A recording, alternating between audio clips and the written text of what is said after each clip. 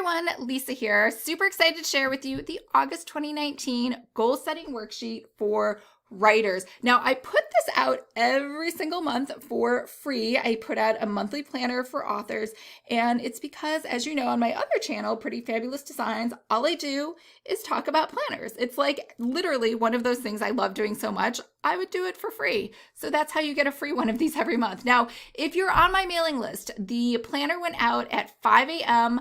on Thursday, July 25th, Pacific Standard Time. If you are not and you would like this planner, it is free. Simply check the link in the description below. And I don't know if you guys know this, on my website, if you click on For Writers, if you miss a video or you just found me, I have all of my writer freebies listed over here. And I put out actually a lot of different workbooks and freebies because, again, I just love doing that. So let's jump into August because I made some major changes from the months past that I think you're going to be really excited about because it is way more focused on writers versus being more of a generic sort of planner, which is kind of what it was before. So inside, you're going to find just a place to put your name and record today's date. And if you would like to print this out, so this is a 2-page spread, but when you receive this, it will be a single spread, like just one page at a time. So if you'd like to do this, you can buy a 3-hole binder and then put punches in it. If you have a duplex printer, I have directions here. That means it's a 2-sided printer. If you have a single-sided printer, I also have directions on how to print this to achieve this look.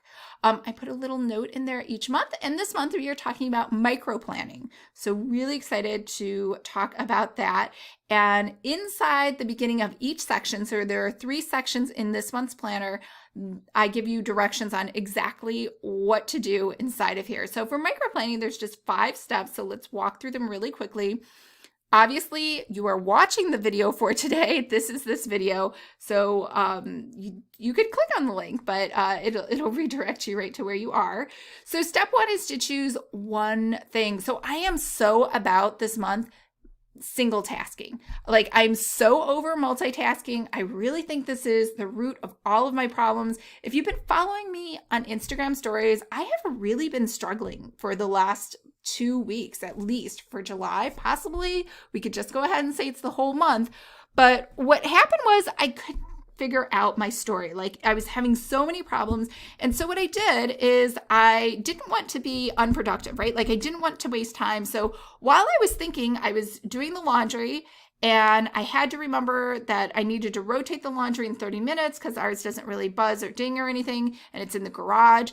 And then at the same time, I was making myself breakfast. I was also watching the Hallmark Channel to see if I could get some inspiration. And at the same time, I was checking email and also talking on the phone, right? Like, this is my everyday just in the morning. And I'm pretty sure you're probably the same way. And the thing is, I thought a solution would come to me and it never did.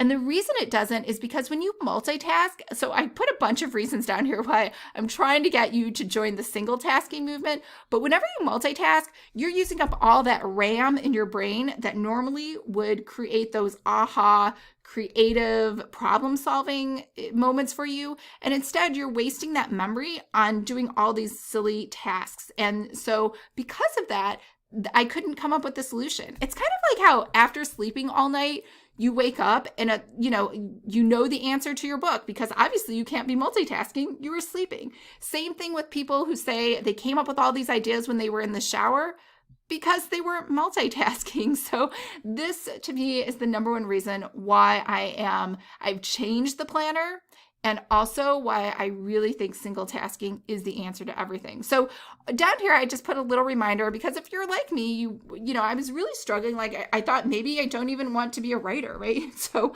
or you're thinking about jumping genres. So look at this video if that is your a struggle, or you just have a bunch of story ideas and you're just not sure which way to go. This will definitely help deciding what to write about. And I also have a workbook that goes with that.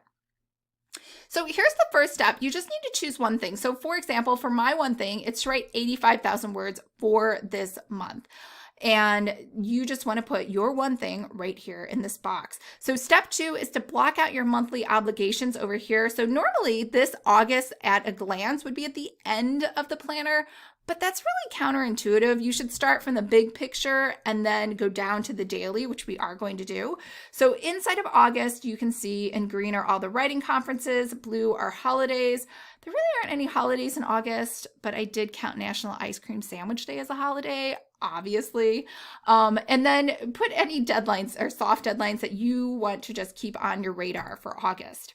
Now, the next step that I do is I time block out my whole week in Google Calendar. So for me, because I'm only focusing on writing, my calendar is going to look very simple. I'm going to work out, I'm going to walk because I'm doing the 75 hard, I'm going to do some meal planning and meal prep, and then I'm just writing the rest of the time.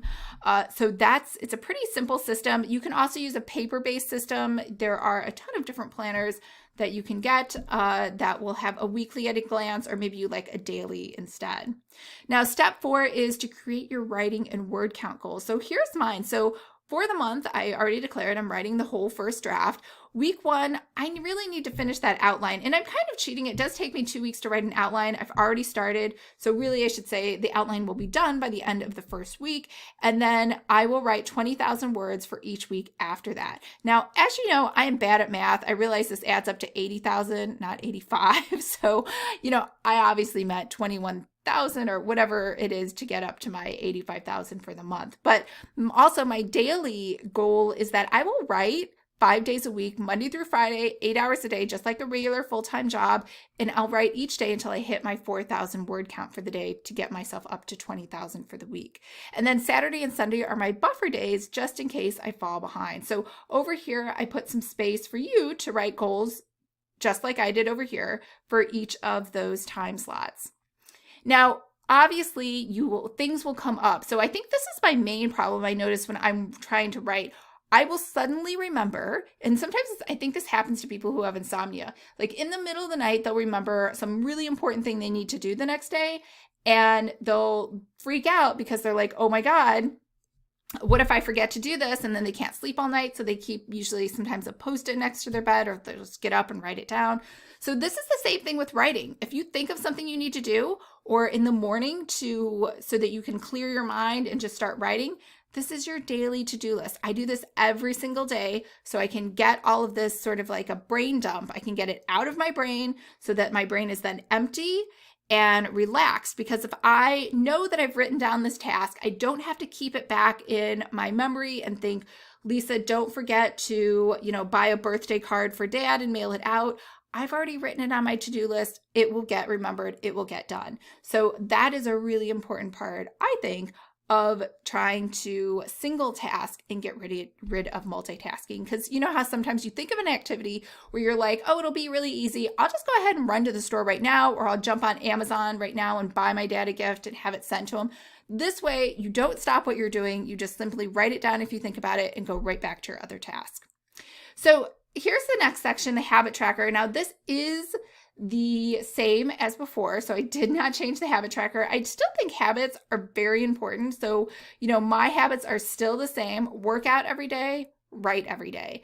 And again, as soon as you can make these second nature, the longer you'll keep them. So I don't know if you've heard this. If you can work out, if you can make exercise a habit for an entire year, then you will be an exerciser literally for the rest of your life. That's how habits work. So if there's something really important to you that you want to incorporate in your life, whether that is eating fruit every day, or having vegetables, or going for a walk, or practicing gratitude, if you make it a habit and you actually practice that habit, you will make it sort of second nature, right? Like every morning I wake up, I brush my teeth. I don't have to think about it. Obviously, that's just ingrained in me. And so that is how habits work. So you don't have to think about them anymore. That's the whole point. All right, so book recommendations for this month. Now, I just put a little reminder, because usually when we do book recommendations, we talk about it for that month for the ice cream social. And because I am on hiatus for August and September, there's actually no ice cream socials or tea talks for those months. But I am, if you are wondering, on Instagram stories, I will be talking about this. I'm going to go through the Donald Mass Breakout Novelist book and his workbook. And this is honestly probably the third or fourth time I've done it. And every time I get something new. I think he's just a genius when it comes to teaching writing and conveying that very well in books and exercises. So This is your habits declaration, and then here's your habit tracker for each of the 5 weeks of August.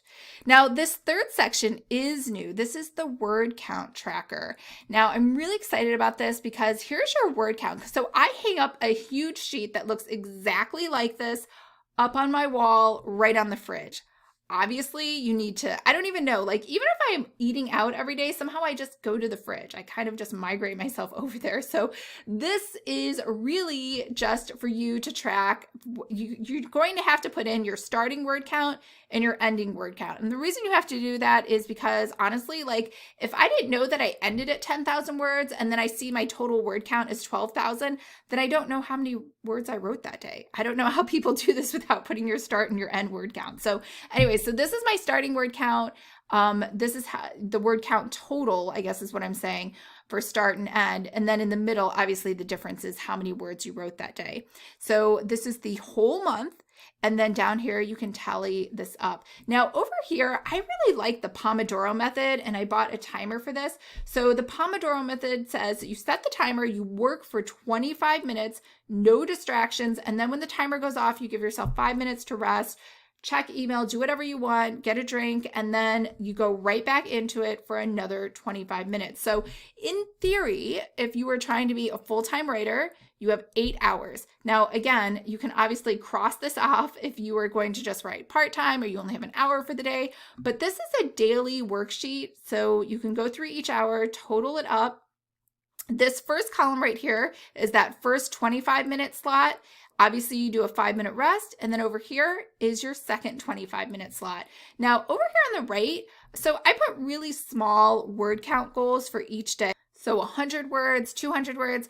I love checking boxes off. Like it brings me immense happiness. I don't even know why. I couldn't even explain it to you. So as soon as you reach 100 words, you can check that box off, then 200, 300, 400, etc. So you can change this. Obviously 4,000 is my goal for the day. So I might put some extra boxes in here, or I might make these numbers a little bigger. So this is what I call the rinse and repeat, which means you just print this sheet out multiple times and just use it each day. There's another rinse and repeat sheet in here. It is your to-do list. So you can print that out and just have a new one for each day.